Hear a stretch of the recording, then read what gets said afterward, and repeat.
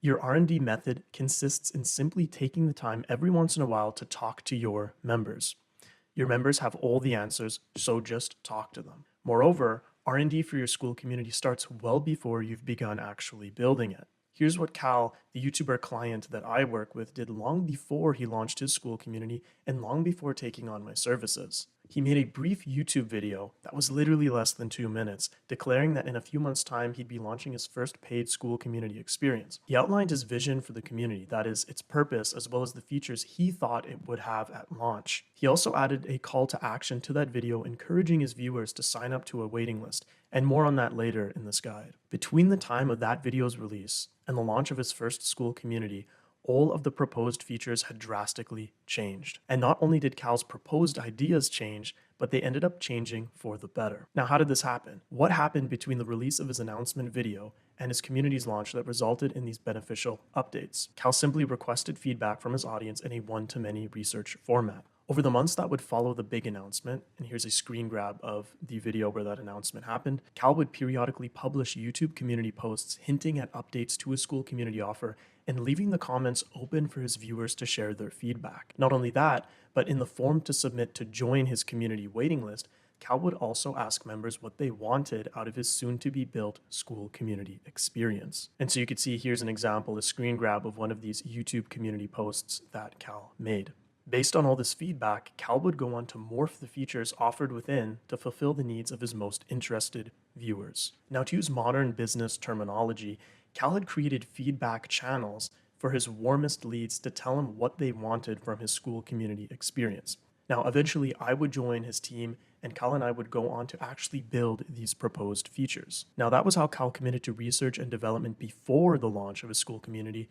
Here's how we committed to R&D post-launch, and we'll also look at how we conduct R&D today, because R&D never ends. If you want your Skool community to stagnate, hit a plateau in terms of improvement, and simply wither away, then stop allocating time to R&D. But if you want your community to consistently make improvements over time to its feature set, then follow this advice closely. Right after launching his first Skool community, and after onboarding the first 50 founding members, Cal made sure to hop on as many one-to-one 30-minute calls with his members free of charge. The transaction here wasn't monetary, but it was nevertheless a transaction that would bring Cal lots of money in the future. By trading his precious time as a busy YouTuber and entrepreneur to talk to almost 50 members for 30 minutes at a time, Cal was getting a feel for who his members were, why they decided to join his community, what their desires and goals were, their pain points, etc. And armed with this knowledge, Cal and I would go on to further hone the feature set of this community. This was the one-on-one way of conducting R&D. In the months that would follow, we would also make use of Google Forms to request ongoing feedback from both new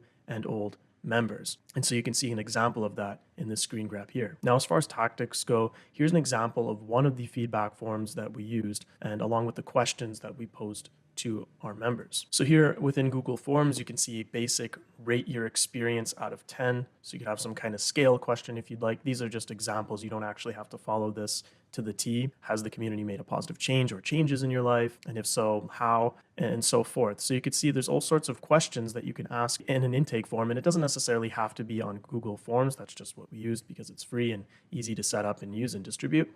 But this is just an example of what you can do with research forms such as this one. Now, other forms of research and development consisted of Cal and I simply conversing with members during live call events. Otherwise, members reach out through Skool DMs to share their feedback and ideas for future features, which upon further consideration, Cal and I either go on to build or not. Now let's talk about advanced research and development, right? Because you could take your R&D to a whole new level.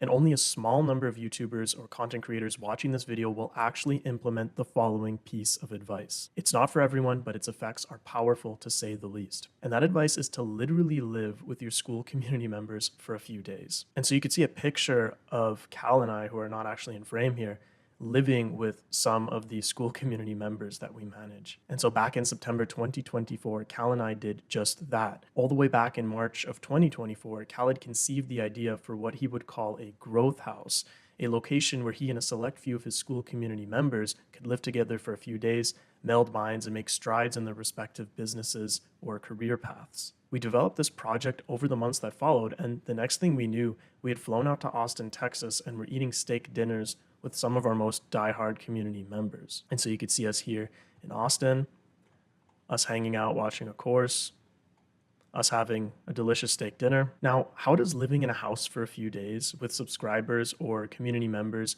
and eating steak dinners have anything to do with research and development, you may be wondering, and rightfully so? Well, it does. A lot, actually. As discussed earlier, the research aspect of research and development consists simply in talking to your members. This typically happens over Zoom or through direct messages and lasts anywhere from a few seconds to a few minutes at best. Well, what if you talk to your most diehard members for not only hours, but for days? What if you could just sit up from your work area, walk to the living room, and literally ask your ideal member all the questions you've ever wanted to ask them? Do you think that this would help improve your business? It certainly does. You see, during our first Growth House event, Cal and I used this time to talk with members and bounce ideas off them regarding our future school projects.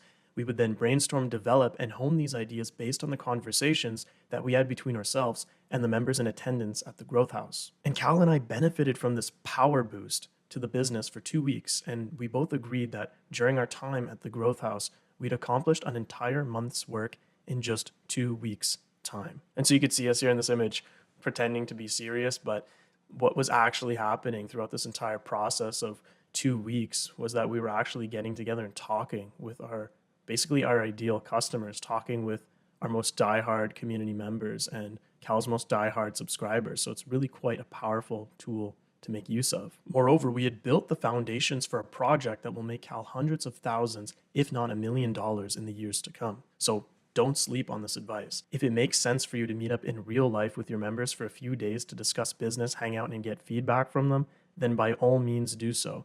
I guarantee that your business will see immediate positive changes. So here are your options when it comes to doing R&D for your school community. When it comes to the pre-launch, before you launch your community, you can get feedback from an announcement post or video and from waitlist forms. Post-launch, you can do one-on-one calls with individual founding members. As far as ongoing R&D goes, you can converse with members during your live calls, send out feedback forms periodically, and just simply DM members or have them DM you. And as far as advanced forms of research and development go, seriously, don't sleep on in-person meetups. They can definitely make significant positive changes to your business.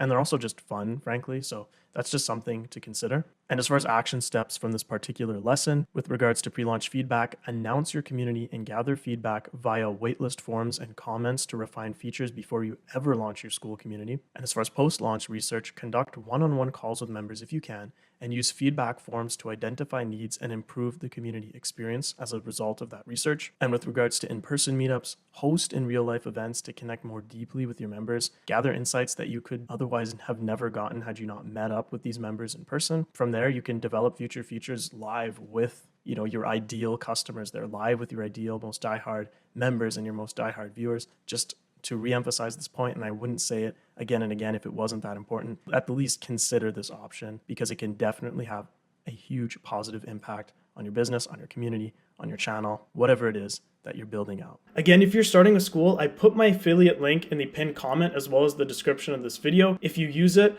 I'll send you my launch checklist and you'll be able to book a free setup consult with me.